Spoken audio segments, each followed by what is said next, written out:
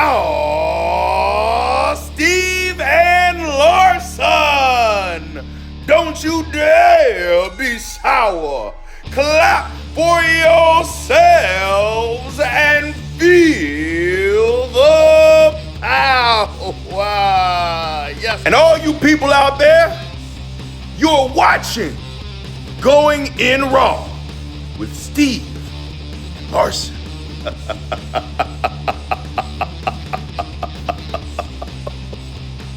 Hey, friendo, Steve here. And Larson. And welcome back to Going In Raw, the only pro wrestling podcast you need to be listening to right here at youtube.com/Steve and Larson. Available wherever audio podcasts can be found, and of course, taped live at the Twitch, twitch.tv/Steve and Larson.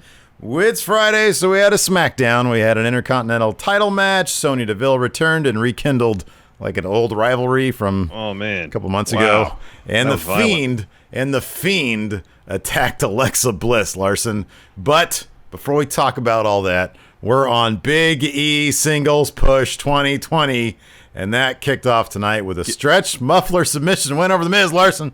Yeah, give him all the titles. Just give him all the titles. Give him He's the best. All the titles. All the titles. So what did you think? Every single one. We'll just talk about this now. What did you think of his of the very first match of his singles push? Well, I mean, the story basically, commentary kind of pushed this too, because they kept on saying, essentially, if only Kofi and or Xavier Woods was there to kind of even the odds against John Morrison, because he took on The Miz tonight. I didn't necessarily get the idea that it was a match predicated on the concept that Big E had to find how to be a singles wrestler again. What really turned the tide in Miz's favor was interference from Morrison. Yeah, but Graves commentary did actually mention the concept. He did bring up the concept of him being used to tag team wrestling and singles wrestling being a different thing. So yeah, I hope that's a concept they explore, because I think it's a strong one. I hope so too, because I didn't necessarily get that story from this particular match. Not to say they won't do it in the future. I think this was, okay, let's showcase Big E, and he is all by himself. Mm-hmm. And more than that, let's stack the odds against him, where he had to overcome basically a 2-on-1 situation several times to eventually get the W. Mm-hmm. But, we get a better sense of what he can do in the ring. I like that he employed the stretch muffler to get the win. Me too. I always thought that was a really cool move. Do you remember? Do you recall what his finisher was in NXT? Was it like a big, I would assume it was the big ending there, but I don't know. I don't recall. Okay. But he's used the stretch muffler before on the main roster. Yeah.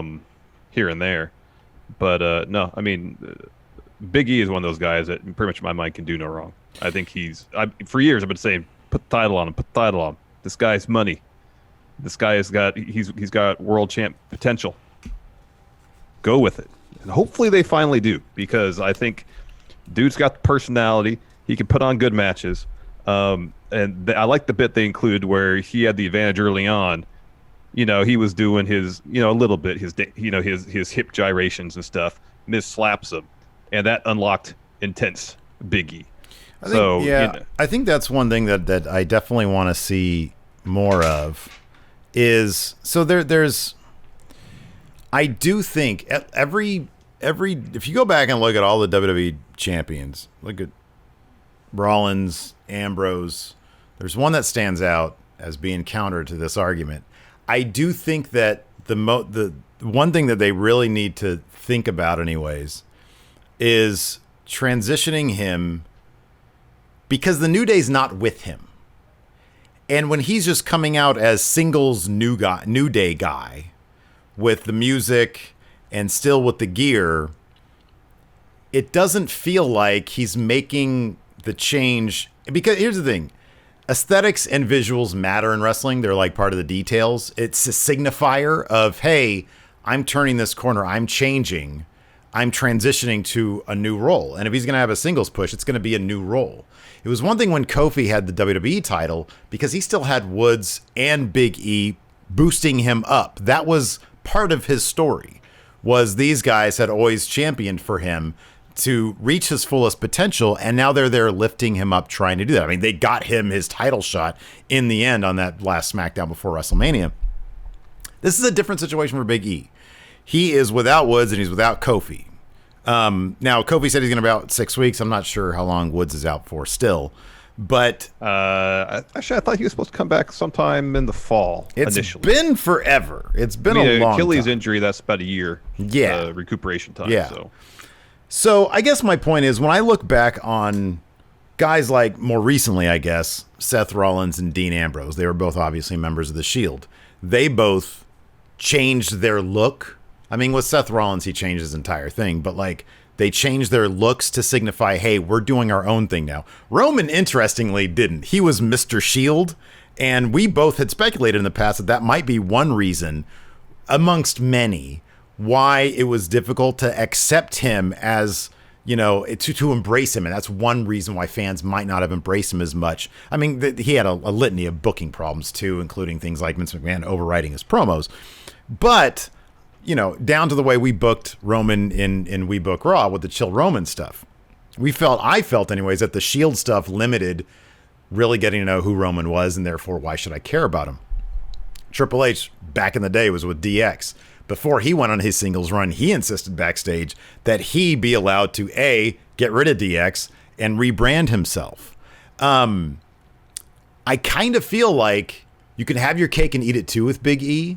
I do think that there needs to be, and I'm not saying he gets away from the New Day, because nobody wants to see that. I don't want to see that. You don't want to see it. Nobody wants to see that. Nope. That being said, I think it would be smart to plant that in the fans' minds. Hey, this guy is doing his own thing for right now.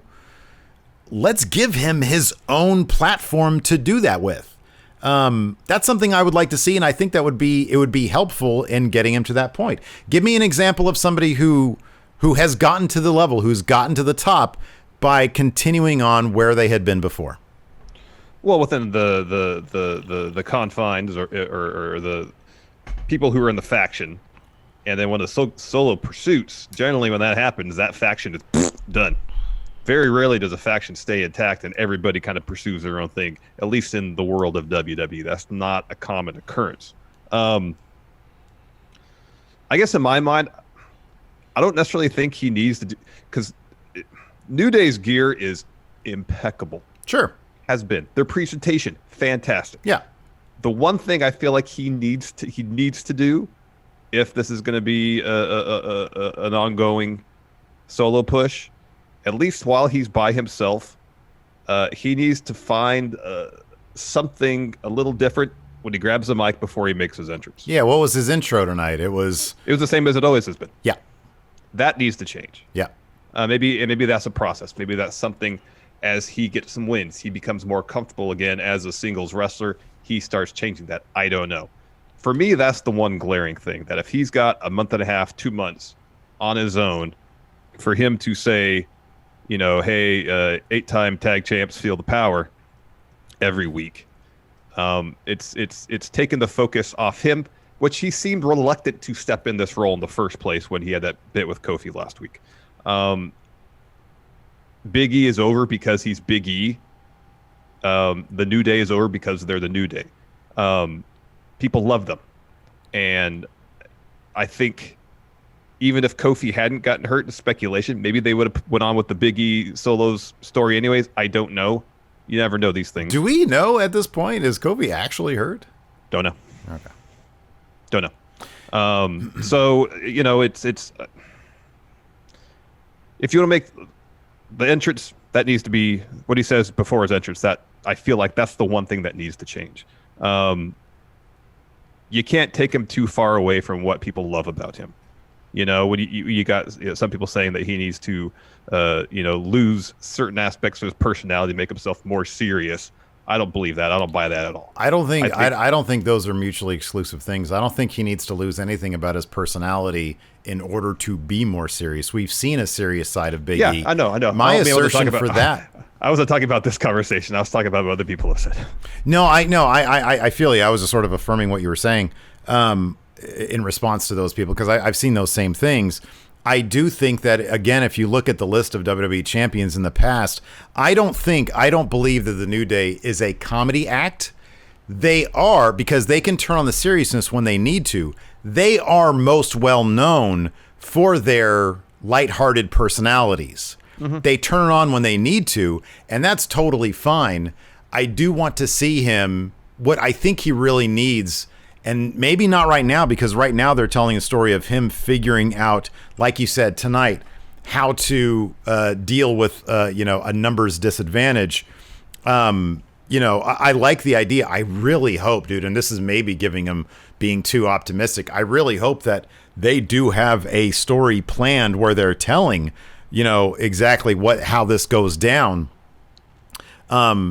Because otherwise you're just doing him a disservice, and the New Day come back and it's not going to work. Yeah, I don't want like that to be the treading case. water for 6 weeks, and Kofi comes That back would be and they terrible. advance the story at all. Yeah. That would be absolutely terrible. That wouldn't surprise me, but it would also be terrible, and it'd be a tremendous waste of a guy who can make you a lot of money. 6 weeks is not that long of a time. It's not. It goes by just like that. Yeah, I mean, we're down to 5 weeks at this point. But I think even like as a fan of the product, dude, WWE.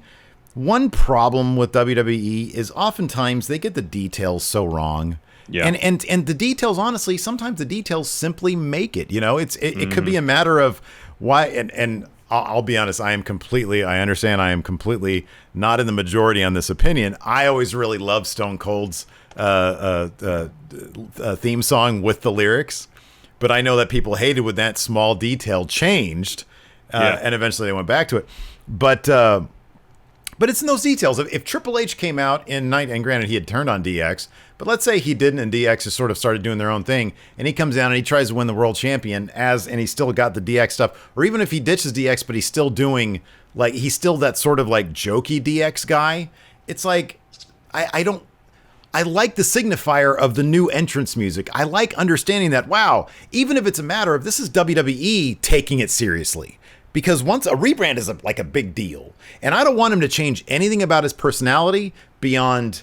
I'd like to see stories written that bring out the serious side in him, that don't do a disservice to his personality. But also, I always liked what was like, oh wow, look at him. This is his first pay-per-view match, and he's got a little bit of a different thing going on. This is kind of cool. This signifies that they are actually investing something more in him. They're taking this change seriously, and it's not just going to be a 6-week cup of coffee for Big E and his singles push. So I think that is something that I'm interested in seeing. I think for me, a more meaningful and resonant investment in him as a singles wrestler would be actually giving him decent creative. You could change the superficial aspects of his presentation, but unless there's something meaty behind it. Well, yeah, of course. Nobody's going to buy it if there's not. Nobody's going to buy it if there's not good creative. So I mean, first and foremost, in my mind, it's doing a little something different in the entrance and making sure he's in storylines that actually advance him as a singles wrestler the way he should be advanced up the card, title picture, so on and so forth. Let me ask you something about the match tonight, though. All right. I kind of feel like he was selling a bit too much. Like, a guy that big, should he be eating that kind of offense from The Miz? No, probably not. Yeah. I sort of felt that with that match. I mean, I get, The Miz, The Miz is a former WWE champion. He's a former 1,000-time Intercontinental champion. His career is nothing to sneeze at. He's kind of booked as not like the most powerful guy in the room, though. You know what I mean? No, when's the last time he won the skull-crushing finale? At least the kick to the head and the skull-crushing finale wasn't enough to put Big E away. I was really worried about that for a second, by the way. I was like, the kick and the skull-crushing finale? We're going to spend 4 weeks of a 6-week solo push doing he's got to learn how to win as a solos wrestler. I think Kofi's back to being a tag team. Because, I mean, that's another danger. They don't have any tag teams. Dude, the guy, what did we say last week? Well, there's Lucha House Party. Yeah, but Gran Metalik has an IC title match next week. They got that out of the way at the beginning. That didn't matter. Didn't matter. He was fine after that.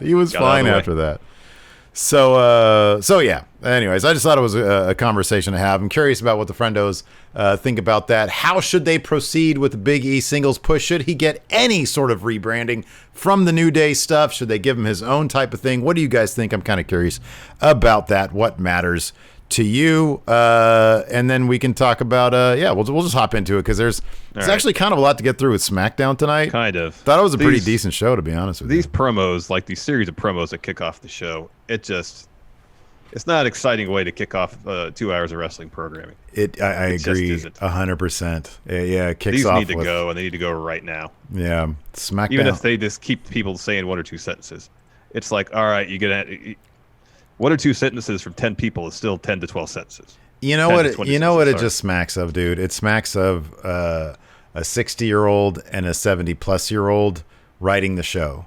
That's honestly what it's meant. Some of this stuff, in our conversation just now, when I was talking about like the details, King Corbin, right? Tonight after Shorty G had his heel turn, which I thought was pretty cool. And hopefully he's actually going to call him Chad Gable because he teased that during his little talk with him. Chad. Baron Corbin, and I know you liked his waiter outfit, his business casual. I love that. I actually really liked the long hair with the receding hairline and the metal look. I really like that. We can disagree on that. That's fine. I think we can both agree that his outfit right now is terrible. Yeah, it's horrible. It makes him look bad, and not in like there's nothing good about it. There's no service to that. And his music still doing, because his theme song I actually really like. I think it's badass, but they continue because he's King Corbin. The King thing is horrible. The music, the get up, everything is bad. So when him and Gable leave Matt Riddle lying, and that music kicks on, it's like, oh man, this guy's a badass. And then it kicks in with the King of the Ring theme, and I'm like, God, these old men just kill it for me. I'm sorry, but they do. Like, why is Vince not saying, wow, this really kills it for this guy? You know why? Because he's really old. And that's what people mean when they say they're out of touch, is that they don't know, like, how to, like... Well, I mean, I if the situation, he is out of touch, but, like, you could say, well, weirdest things make Vince laugh. So, but I don't think this is a situation that's something that tickles him. I think he doesn't know how... If he's going to signify, here's the thing. When Baron won King of the Ring, he got like a basic repackage. He's now King Corbin. That comes with everything. The crown, the cape, the scepter. Regal music. Yeah. You either go all the way or you don't go any way at all in Vince's mind with this. Yeah. And it was during this period of time where everybody had some mashup of music. And unless the songs actually blend together well, it sucks. I'm sorry to sound like Brian Alvarez. Mashing 2 songs together doesn't make it work. You know, just finding a way so it keeps the rhythm intact. It doesn't make it work. Yeah, that's pretty terrible. And when you have his theme, which is both the themes have been pretty decent, and you mash it up with like 4 bars of this generic string keyboard nonsense, it sucks. Mm-hmm. It sucks. Yeah. The literal interpretation of King of the Ring, like maybe in the early 90s, fine. Yeah. No, it's no good. That except when Booker T did it, then that was good. Was it though? I don't even remember his. I don't even remember his. Booker? You don't remember King Booker? No, his theme song. Oh, I wasn't talking about his theme. I was talking about the whole. Oh no, that was amazing. That was great. As King of the Ring, yes. He was great. He had that British accent. So yeah, it started off with those SmackDown mat chats. And it focused on Big E's singles match against The Miz and on the IC title match tonight. So we got those 4 participants along with John Morrison. After that, we had a Firefly Funhouse where Bray Wyatt dressed as Fisherman. Yeah, with all the kelp and seaweed on him. He said a part of Braun's spirit will be trapped in the swamp there forever. He says, but the Fiend is awake, and he wants something that Braun has, referring to the Universal Championship. Mm-hmm. He says, but until he gets what he wants, none of you are safe. That's some actual, let me in. That's some decent foreshadowing there. After that, we had the Intercontinental Championship match, AJ Styles versus Gran Metalik.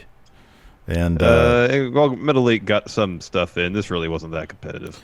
So yeah, like the opening of it was just AJ, like anything that Metalik threw at him was just AJ countering it with like something a bit more, I don't know, no high flying stuff. As soon as AJ tried to do high flying, he found a way to ground Metalik and eventually took out his leg. Mm-hmm. And Metalik had a tap. Yeah. That calf crusher though, that was he sank that in.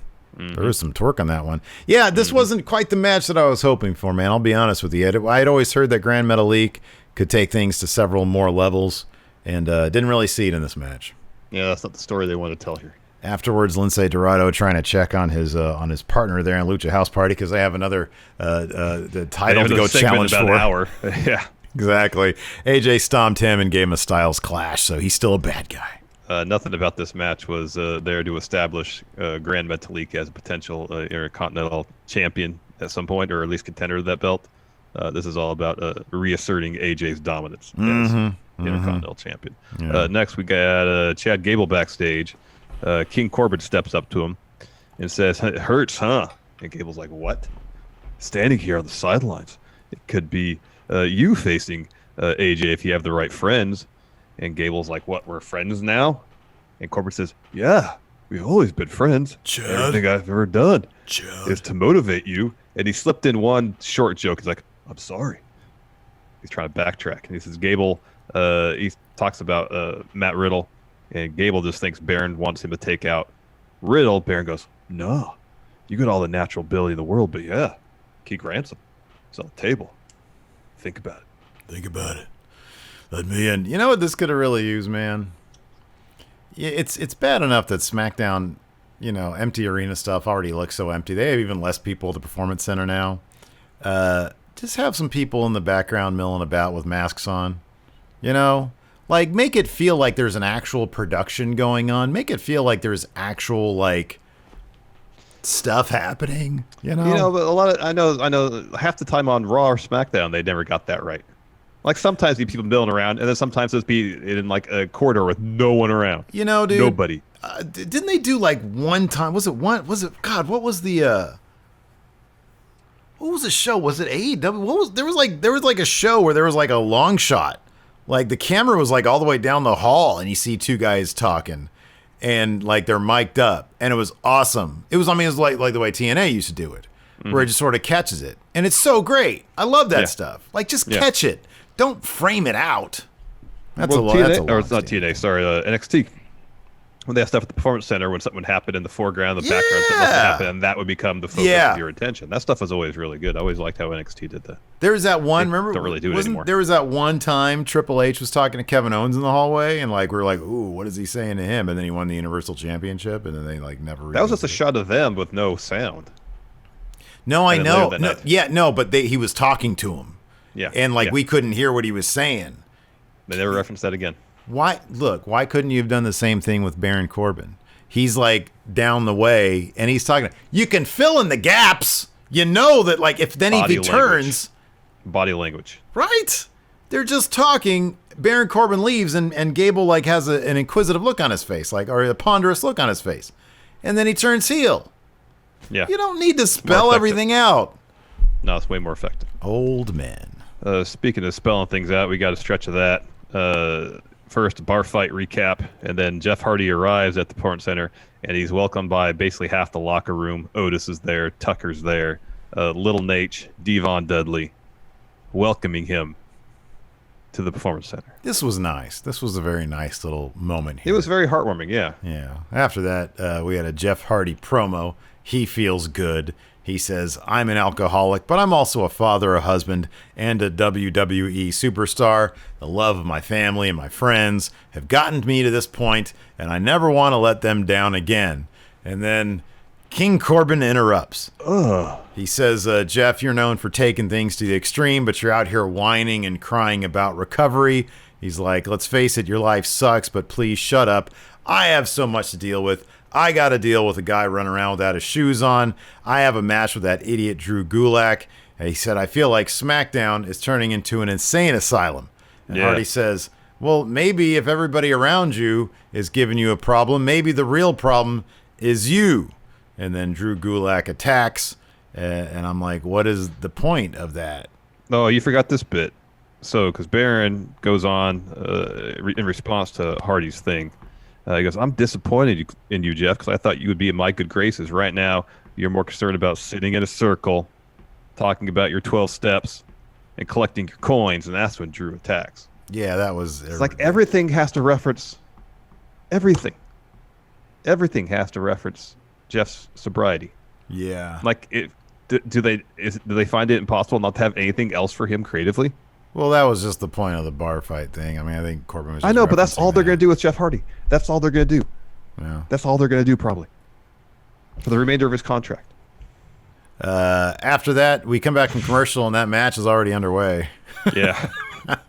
We had Baron Corbin versus Drew Gulak. Gulak was picking apart Corbin on the mat there. Corbin was able to get to the ropes. Gulak goes up top, gets a clothesline for 2, goes for a dragon sleeper. Corbin gets out of it, hits deep 6. Matt Riddle then shows up. He comes to the stage and trying to take advantage of this. Man, they couldn't give Drew Gulak one, sneaky win here. Gets small package.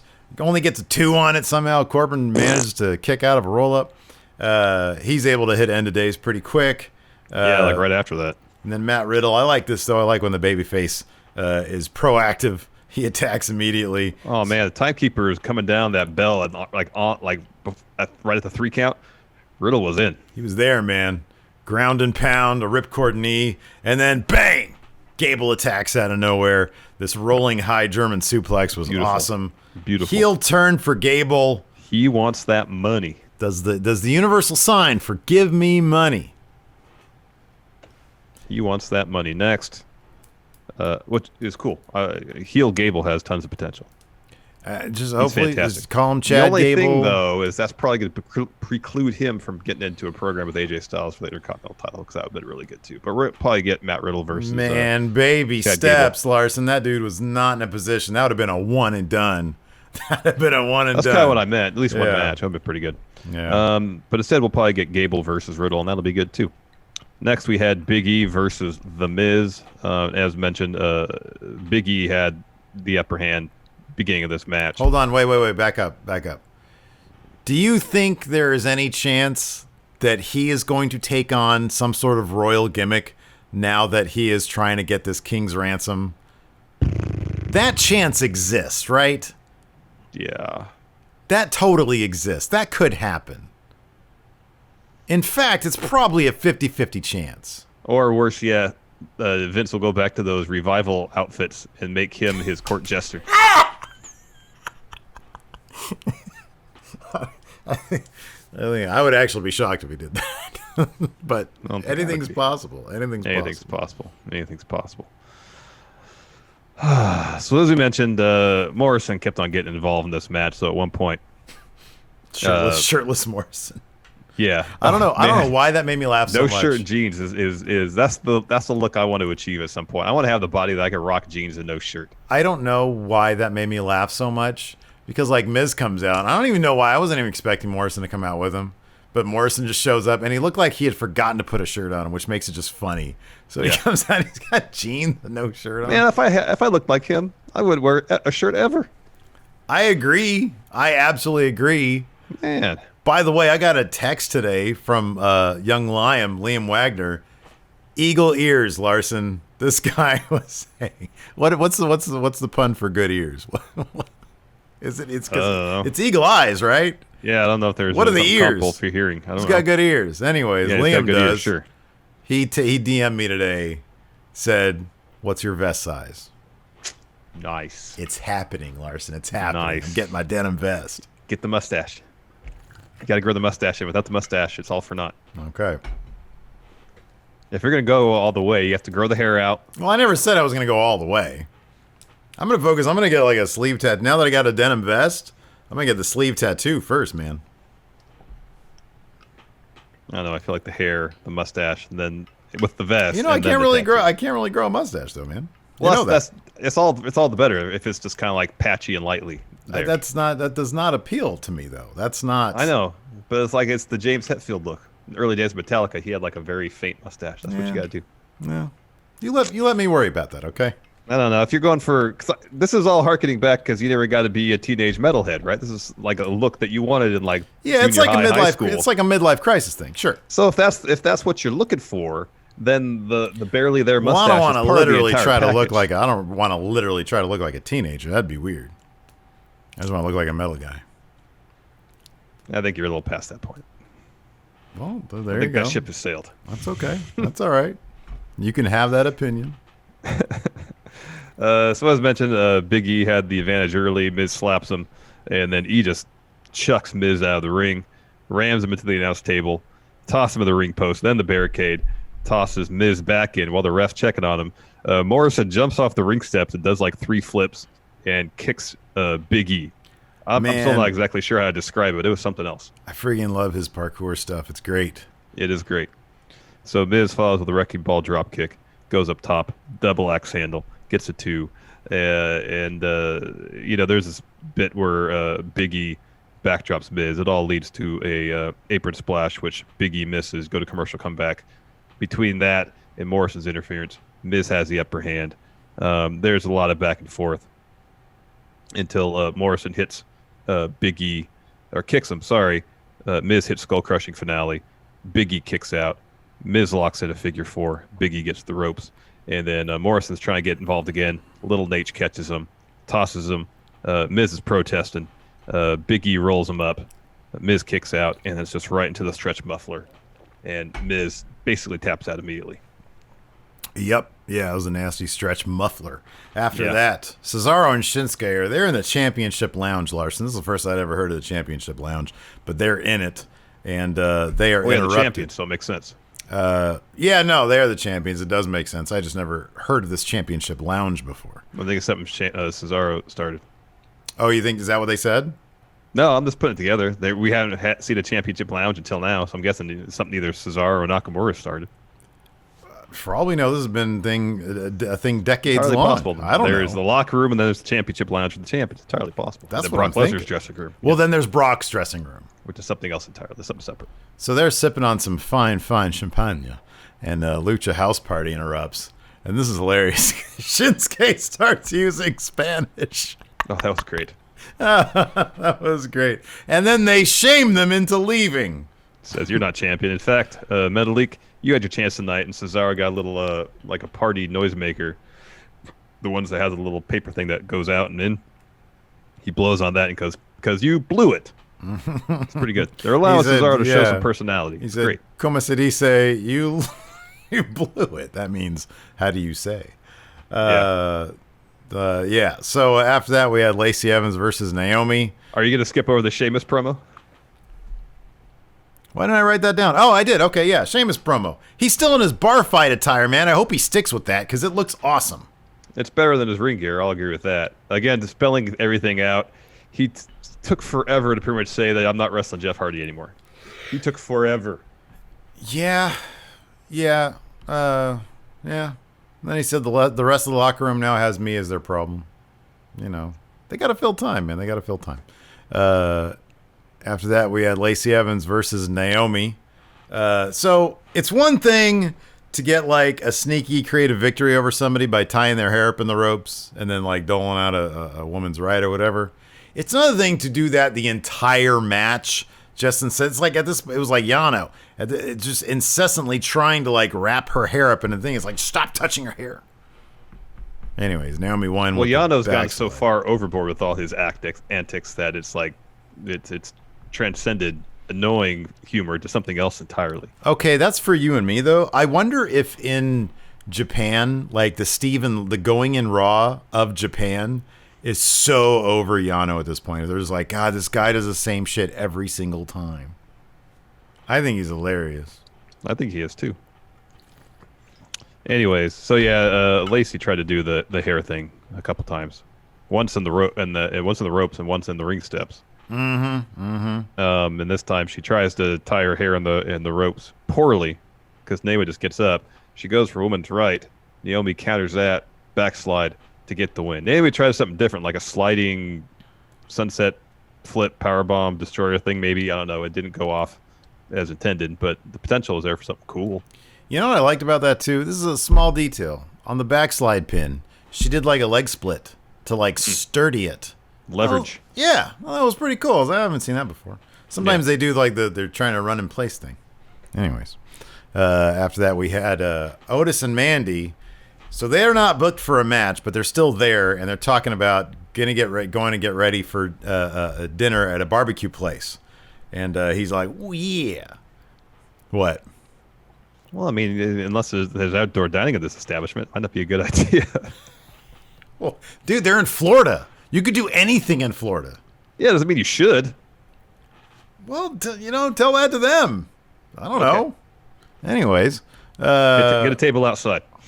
There you go. Get on Twitter or something. So I'm more concerned with the fact that they haven't booked for anything, and they still have them showing up at the Performance Center. Well, they're booked for this segment. No, man. Listen, the segment was them talking about going to dinner. No, he was there to welcome Jeff Hardy. That's why he was there. That was the lone reason he was there. Yeah, he and Tucky were there to welcome Jeff Hardy. All right. So anyways, they're talking about having dinner, and I couldn't tell if Mandy's dessert that she's talking about was an actual dessert that this restaurant served or just like sex It was with innuendo. Otis. So people are giving me the business here in chat because Mandy says she booked the back room so they're away from everybody else. But I didn't get the idea that she did that for their health and safety. It was so they can be isolated so they can make out if they wanted to. Yeah, but regardless, let's say that they, that's just like the added incentive. It's like, oh, we're going to book the back room. Number one, it's safe. Number two, we can get naked. Well, it depends on like how well the air is ventilated in that particular place. If it's indoors, you're circulating the same air. Not everybody has the weird thing that you do anyways. So they're talking about having either dinner or sex or both. I couldn't really tell. I thought it was playing. Well, the dinner instead of dessert, it was sex. That seemed pretty straightforward. Do you think Otis knew that? He's getting awfully excited. Otis gets really excited about food, though. That's like his gimmick. Anyways, so they leave to go get ready, even though they already looked ready. Sonya lurking in the background. After that, so I'm such of two minds about this, Larson, because number one, in a bubble in a vacuum, this next bit was awesome. Oh, it was fantastic. Sonya Deville comes in and literally murders Mandy Rose. And when I say literally, I mean figuratively. She just beats the crap out of her. So Mandy Rose is in the mirror, she's doing her makeup. Sonya, like Candyman, shows up behind her and then just starts beating the shit out of her. She cuts off her hair, which was awesome. She found some clippers. She was about to like use those because she had just like stomped her face into the ground. She kicked her head. She was like, zzz. And then like a scrap iron shows up. She starts like trying to fend off the refs with the clippers. And and they're like, whoa. And scrap iron's like, I don't care about all that. So she drops it like it's a gun. Scrap iron. Is that what you call Adam Pearce from now on? Wasn't that his nickname? Something like Wasn't that. he Scrap Iron Adam Something Pearce? Anyway, yes, that is what So at the end of this, though, out comes refs and Adam Pearce and then Otis and Tucky and some other people. At the end of this, like, Sonya had taken some lipstick and stuff and smeared it all over Mandy's face. So it looked like she was bleeding. It looked great. It was bright red lipstick. Yeah. And the way Mandy sold it, it was great. It looked like she got the crap beat out of her by Sonya. And so we go to the commentary. We go back. Kayla's there to provide an update. In the background, you see trainers attending to Mandy. Again, Otis, Tucky, they're back there. And then Miz and Morrison roll up. They're like, how could something like this happen? Where are the adults at? And then they make a bunch of crappy hair jokes. Like, that was a close shave. Yeah. And then Tucky hears it and then tells him to get out of there. After that, we had, let's see here, the main event. Bayley versus Nikki Cross. And, man, I thought that, like, maybe Alexa was, like, going to screw Nikki out of this championship because she was wearing black with spikes. And I was like, oh, man, is that how they're going to play this? They're going to do There was a lot of SummerSlam chatter thing? on Twitter, especially about some sort of heel turn happening during the course of this match. I'm happy they didn't go down that route because if it would have been Alexa costing Nikki the match just because she lost last week, I've been like, I feel like we've done that. That's something that we have done before a lot. Heel Alexa. Yeah. I'm actually really enjoying face Alexa's work these days, so I'm happy. At least right now, it seems like they're not going and then it seemed at the end after the end of the match, after Nikki lost, that Nikki was getting upset, and like we had talked about several times, where it's Nikki taking out her frustrations over not getting over that hump and beating Bayley, taking out those frustrations on Alexa, and that Nikki turning heel, not Bliss. You know, it always happens, though, when the Fiend gets a hold of you. You're changed. Changed. Anyways, this was a fun enough match. Nikki came out pretty strong. We had a ton of fun splashes, one from the apron, one from the top. At one point, Bayley went up to the announce table to mock Nikki and do her little dance. Nikki ended up coming over and dumped her on her butt. Sasha tried to get involved. Alexa took her out of the equation. That's when we had the fun splash off the top. She got like 2 sort of roll-ups for 2, and then a backslide got a 2. But then as soon as she came out of the backslide, Bayley hit that Rose Plant or whatever they're calling it. They don't call it anything, do they? They don't really call it anything, no. She gets the win. Alexa's trying to be a good friend and help Nikki up, and Nikki doesn't want any of it. She pushes Alexa down. She leaves, and then the Fiend, and then the lights happen, and it's like, man, this is a friggin' horror movie right here, man. They actually photographed this pretty well, too, when the lights came down. Great. The red lights came back up, and it's just that really tight close-up on Alexa, and she's freaking out. This was so awesome. Yeah, dang MQ here. Alexa's facial reaction at the sight of the Fiend was great. That is totally true. This was awesome. It was all best in the red light. And then he very slowly brings his glove over to her mouth. It was slow. It was deliberate enough that it made you think there was going to be some swerve at the end of it, that he wasn't going to do the mandible claw. Something else was going to, I don't know what, but something else was going to happen. You know what I really loved about it, like too? Like he was going to offer his hand to help her up or something like that. But no. They did the trademark bug when the match was done, but then this lasted an extra like 2 minutes. Yep. I really like those little details. So anyways, mandible claw, and then we go out. That was awesome. That was like pretty cool. A really cool way to end SmackDown. So there we go. There's SmackDown. Let's go ahead and answer some questions. Sounds good. I'll go on the Twitch here. Let me scroll.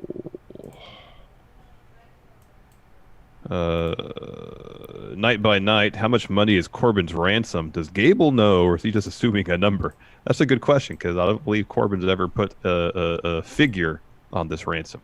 It could be $10. So it could be a Wawa gift card. We don't know. There was some speculation during the match because Cole said, "How much is the King's ransom?" And Corey Graves apparently had done some research on the concept of King's ransom, and he estimated it'd be around $17 million. Well, that was like King Richard something or another. His, if you like adjusted for inflation or something, would be $17 million. Isn't that what he said? Yeah. Maybe Corbin will let Gable borrow the rented Ferrari he has. This is a real drag. I'm trying to open the Patreon, and Patreon's not opening up. So why don't you do some more questions there on Gareth the Twitch. Nicholas. Big E stretch muffler, assuming it's adopted as a finish. What should he call it? Stretch muffler is already sounds innuendo, Such a man. Good name. It's a great name. Really Such is. a good name. Such a good name. Fear and Loathing. If Sheamus would have beat Jeff Hardy, he would have unlocked more rewards. Instead, he just acquired alternate outfit number 1. That's funny. Okay, I wasn't sure. So Mike Lucas says, don't forget, we got hacker glitch during the Mandy Sonya fight. I think they were just trying to do a camera thing, like they were bumping to the cameraman. That's how I took it, too. That's how I took it as well. But I could see how people would think that's the case. I mean, when I saw it, it did sort of cross my mind. So yeah, same here. Fear and Loathing says Adam Pearce is the SmackDown dad. He's also scrap iron. He ain't afraid of no clippers. You know why? Because he ain't got hair. Yeah, man, this is a total bummer. To the friendos out there, I really apologize. Oh, man, really? Patreon is not. Patreon's down? It's not loading up on my phone. It's not loading up on my. The whole thing's down. My desktop. It's telling me when I publish a post, it'll show up here. I've published posts. I've published a lot of them. Several today. More of us playing Rocket League today. Yeah, O-Dog. I know Alexa was the visual for Sister Abigail, but with this Nikki Cross going insane angle, couldn't it lead to her joining the Fiend and being the personification of Sister Abigail? Would also lead to a good feud of Nikki and Bray versus Alexa and Braun. Stay safe out there. I hope whatever they do is going to be cool. And that's, I mean, it's a very vague statement on my part, but I hope it's not lame, whatever they do. I mean, you could, probably the easiest route and maybe the most likely is just next week, Alexa's going to be like, hey, Nikki, you, number one, pushed me down when I was trying to be a friend. I understand that. You're frustrated. But then you left me high and dry, and the Fiend came over here, you know? Yeah. Die Hard Homer, who's the next wrestler to be disgruntled and leave WWE? As a shoot? Yeah. Or are we talking like a Brian Pillman situation? No, I'm guessing like for reals.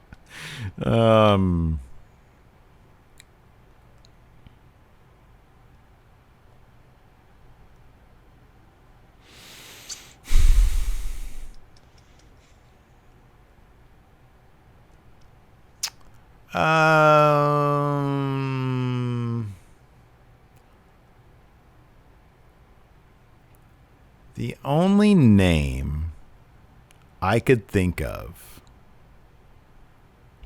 if they don't figure her out, Shayna. Okay. I mean, look, she's older than your average WWE star. She's like 37 or 38. Mm-hmm. But she had such a great NXT run. And if she just ends up in the middle of the pack doing nothing, I see it as a possibility that maybe she'd want to go and, I don't know,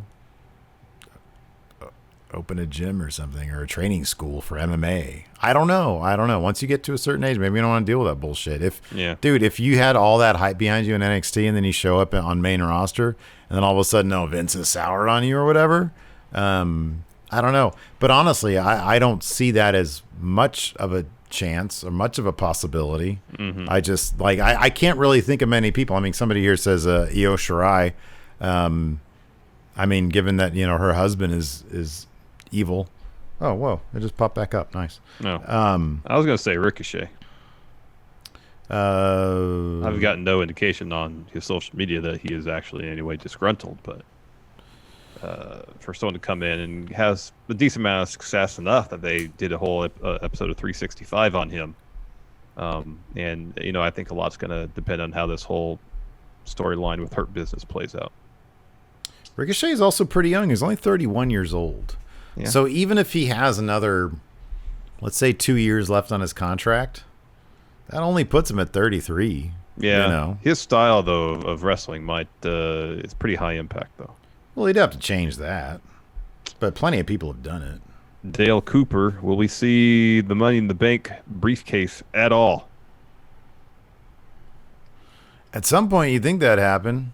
I mean, he's got to cash in at some point. But it was nowhere to be found tonight. Usually they like to have those things in sight. Mm-hmm. Mm-hmm. So they might Mr. Kennedy that thing off him, man. I'm just trying to do something. New nickname alert. Nikki Fun Splash Cross. There you go. Alex Foster. Since Big E added the Brock Lock, what other move should be added to a wrestler's repertoire? Add the power bomb to Braun Strowman should really have the power bomb. I'm not even Really that big of should. a fan of the power slams. Give me a power bomb. Yeah, powerbomb. Everybody should start doing pile drivers. I just want everybody to do pile drivers. Everybody across the board. Everybody across the board. Jorge D. Can Sonya become the next big women's wrestler? She has the look, promo, acting skills, and is good in the ring. Yeah, 100%. Yep. She's so dang good. Yep, I agree with that. She's so dang good. Boy, that segment tonight was something else, man. Boy, that was rude.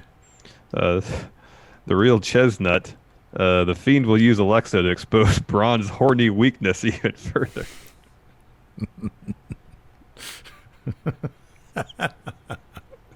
I do kind of appreciate how during the swamp match, like, Alexis showed up and he was like, ugh.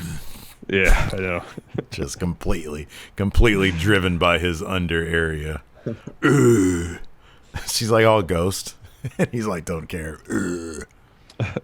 War Machine MJ asks us to power rank the top 5 WWE talents across all 3 brands that need a character remodel.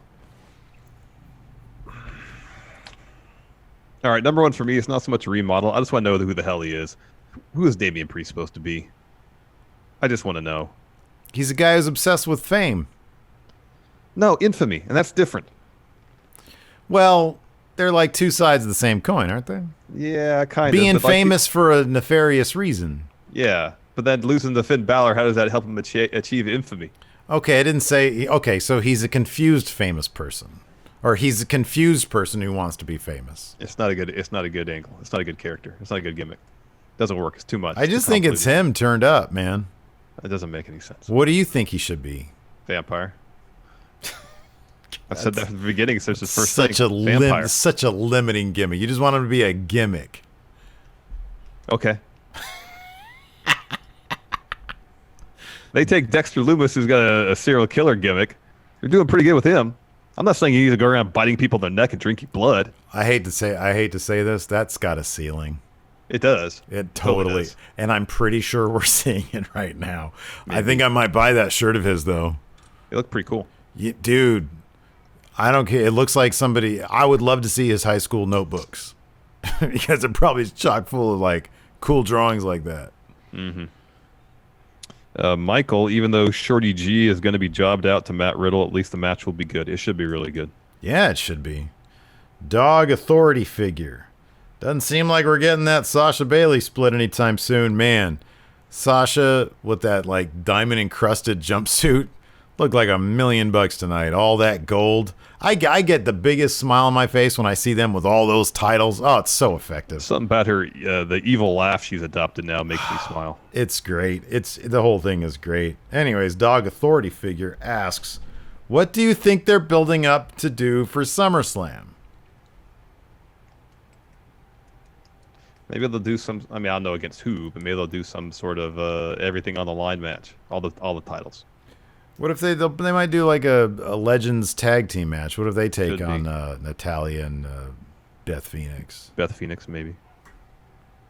White Brownie, with Asuka now going solo, would this be the perfect time to bring back NXT Asuka or introduce a new version of Asuka? How about this? You go prior to NXT and how she used to do like the zombie stuff.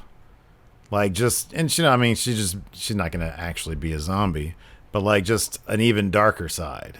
Yeah. That'd be cool. Wouldn't surprise me if they did that too. Yeah. Isoldes, with her comments, do you guys think Ember is close to return and have a feud with the Golden Role models? Your stuff is popping really bad.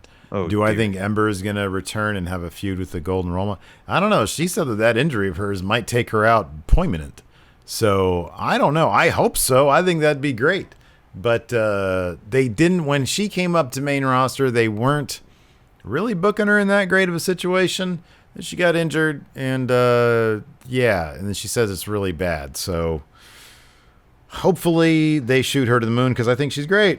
Oh, she's phenomenal. Mm-hmm. Dr. Steve Winters says there's a few Discord questions. Thank you, Dr. Steve Winters. Thank you, Dr. Steve. Always Samuel Bronkowitz. What is your opinion of wrestlers having a cool submission finisher taken away from guys like Braun and Alistair, for example?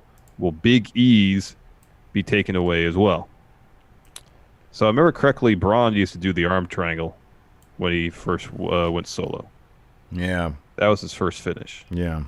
But then I guess they just liked the power slam. Alistair was doing the... Was he using the Anaconda Vice a couple times? Did he? I thought so. That could be. That sounds familiar. Nothing beats Black Mass. Black Mass is my favorite finisher. Exactly. It comes out of nowhere. That's why the best finishers come out of nowhere. It's beautiful. I mean, doubtful, especially if Big E establishes it. No, I don't think they'll take it away from him. Dr. It Steve. kind of seems like kind of a tough move to do, too. Yeah, I know it does. I know. Dr. Steve Winters. Here's the problem. The problem with this, I do hope that they give him, like the big ending is a great move. Let him keep that. Also, there's nothing wrong with a variety of finishing moves. Because, I mean, dude, look, you're not going to get Braun Strowman into a stretch muffler. I mean, I guess he could, but the way freaking Big E does it, he like dangles him over in the air. Mm-hmm. It'd be way more impressive, a feat, for him to give Braun the big ending. That'd be rad. Dr. Steve Winters, does Gable look like the biggest geek siding with the guy who gave him the nickname Shorty G? Nah, man, because he wants the money. I mean, does he look like a geek? Yes, but he's doing it for money, so whatever. He looks like a geek regardless because he's wearing basketball shorts. Alex Foster. Well, he looks comfortable because he's wearing basketball shorts. But he doesn't look comfortable that he has to wear basketball shorts, if you get what I'm trying to say. Yeah, I do.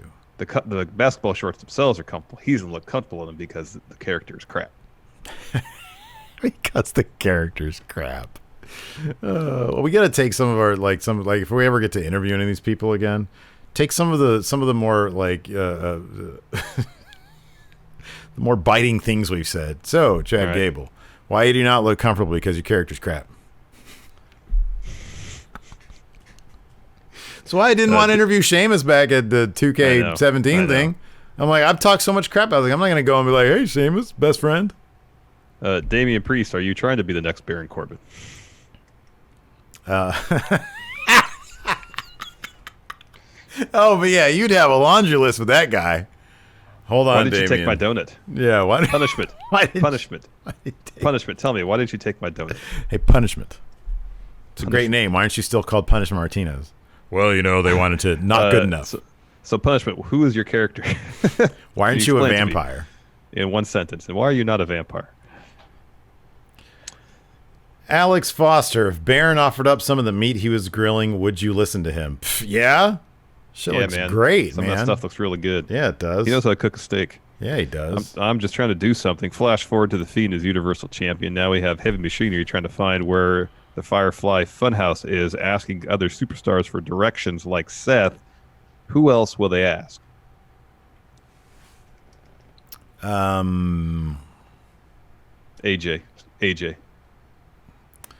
Why? Potentially there's a flat Earth joke there. All right, listen.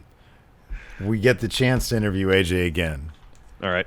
How do we, in good humor and non-offensively, bring up flat Earth theory?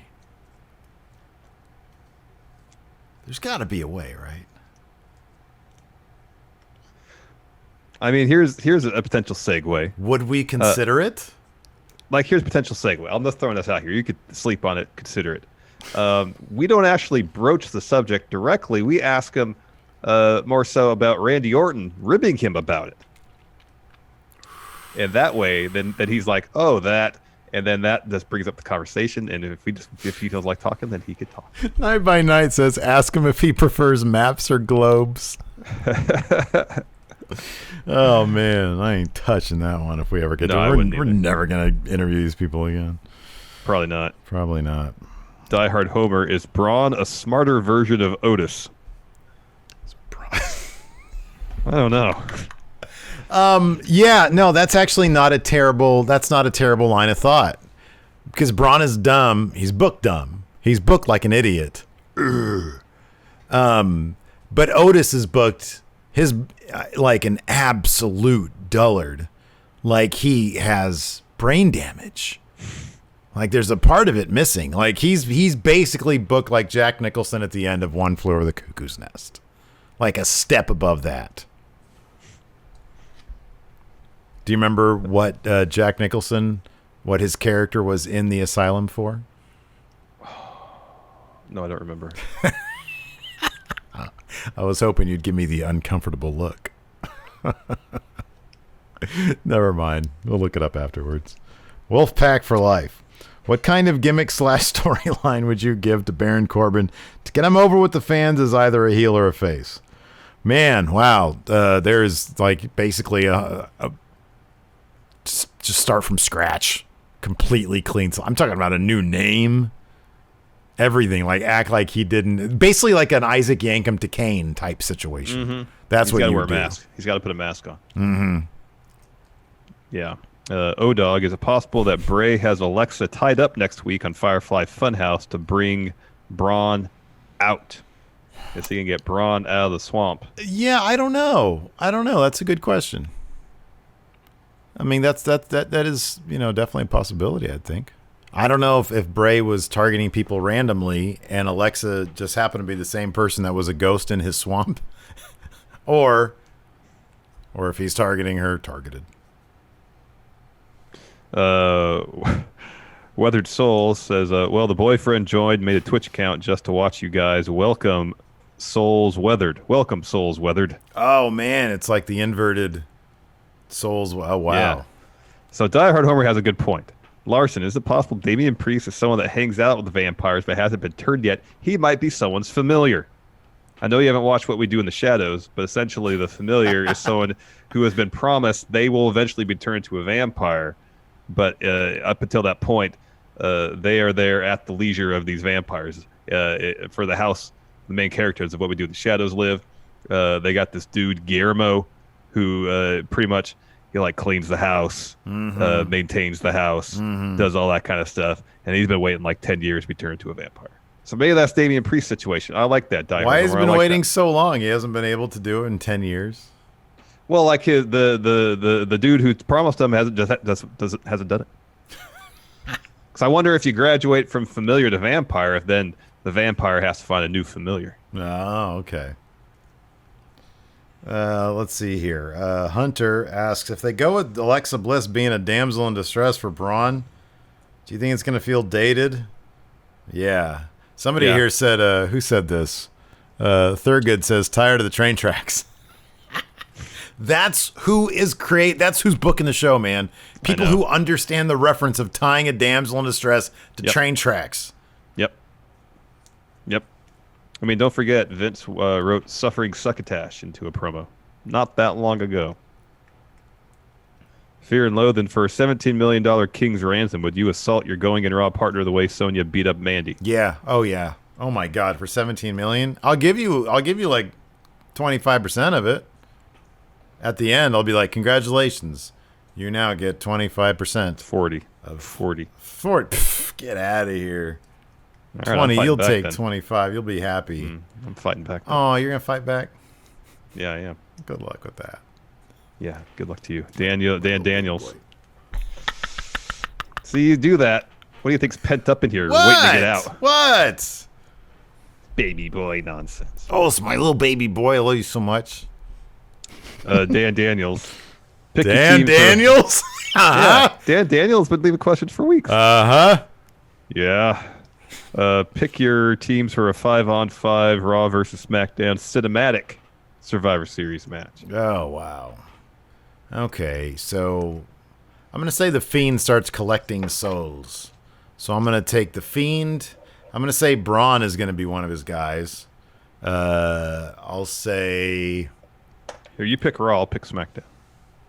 Oh, okay, so I don't get the Fiend. What do you mean? The Fiend is on SmackDown. You said I get Raw, you get SmackDown. I got that backwards. Sorry, you get SmackDown, I get Raw. Okay. Let me in. All right. Oh, here we go. This is, man.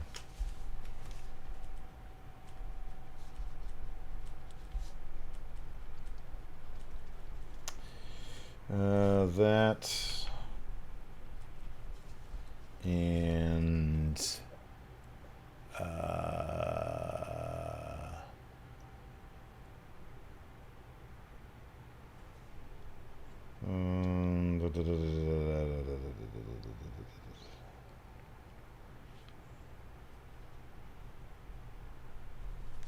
Got it.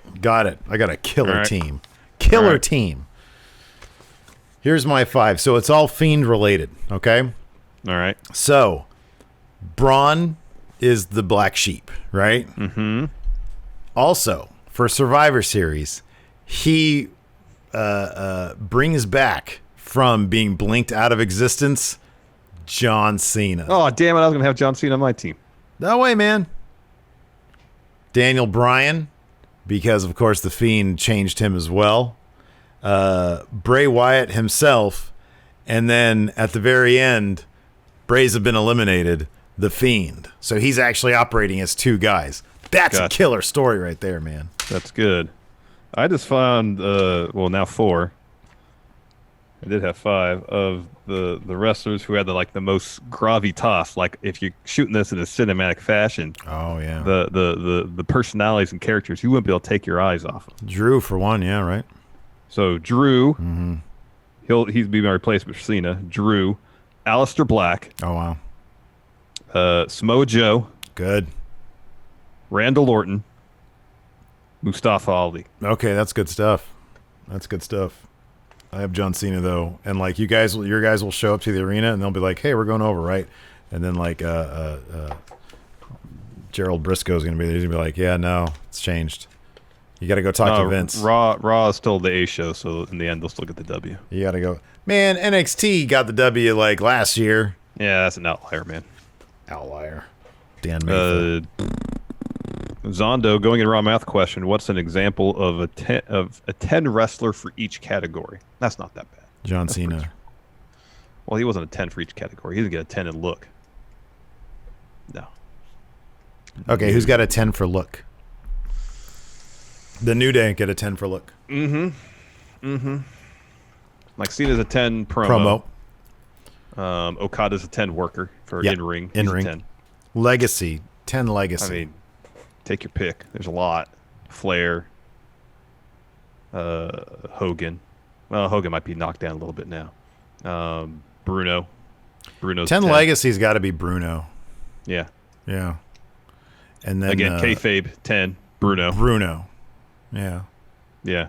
Have you ever heard a Bruno promo before, Larson? Neither have I. Do they do promos back then, or just interviews? I think they did interviews. Yeah. I mean, promos your ability to talk on camera in a wrestling capacity. That's what promo is. I include interviews and promos. Yeah. No. I was just talking about that stuff. I was just curious. No, I haven't. Asian Murr, hire Hilton to be the going in raw interview. Not a bad idea. Oh, what a great idea! Oh man, he's already got the audition. His horrible King's locker room interviews. Oh, I love those things. So, dude, another off night. By the way, did we win against the Spurs tonight? Let me guess. We didn't play a game. Who are you talking about? The Kings. Oh, the Kings. Did they win? I don't know. Who did you think I was talking about? No, let's give you crap. Oh, we lost by 9. The Kings lost, yeah. Yeah, we did. White Brownie 92. I wonder if any of those guys are going to bring in some LA work tonight, Larson. With NXT having 2 to 3 new riders, should they pitch the live sex celebration with Cross and Scarlett with Keith Lee interfering? Interfering naked? That'd be rad. He just shows up. Oh, wow, that's a great name. Teal Jesus. Oh, wow.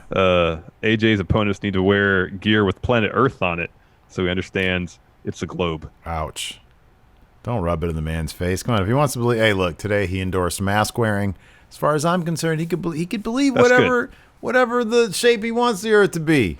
It could be that. Don't hurt anybody. That's good. He is pro wearing masks. Dang MQ says, so is Hilton in the bubble? Which bubble are we talking about now? I'm assuming he means the NBA bubble. And no, he's not. But, I mean, there are potentially other bubbles that Hilton's in. Oh, dog, question for AJ. AJ, have you been all around the world? Or you've been all around the world, right? Hey, AJ, you've been all around the world. You've been around the globe, right? Out of all your opponents, all around the wonderful round Mother Earth.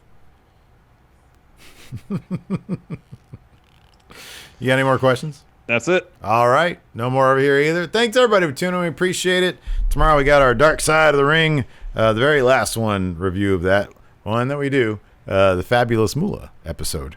And then after that, we got another Dark Side of the Ring special, our 10 pitches for the season 3 of Dark Side of the Ring. Yeah, that's a lot of fun. So, yeah, join us for that. I think on Sunday I'm going to do like a gaming stream here on the Twitch. So be sure to keep an eye out for that. Thanks, everybody, for watching. Hey, man, if you're on GTA 5, you should hop in and play with us, dude. It's a lot of fun. It'd be a matter of having time. See if I have time for that. Time is the fire in which we burn, Captain. I don't know what that's to do with anything in my situation. Thanks for watching. Till next time. We'll talk to you later. Goodbye.